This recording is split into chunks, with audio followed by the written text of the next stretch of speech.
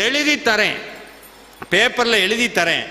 இந்த மண்டபத்தை, இதை மண்டபம்னு சொல்லக்கூடாது, இந்த முருகனுடைய கோவிலை விட்டு நீங்கள் வெளியே செல்வதற்கு முன்பாக உங்களுடைய தலையெழுத்தை முருகப்பெருமான் மாற்றிதான் அனுப்புவார். இதை நீங்க வேணா டெஸ்ட் பண்ணணுமா?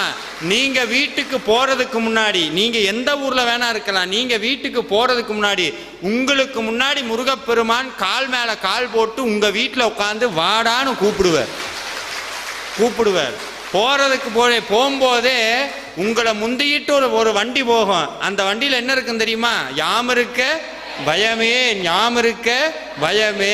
பார்த்துனே உடம்பெல்லாம் சிலுத்துறோம். எப்பா இப்பத்தான் நினைச்சேன்.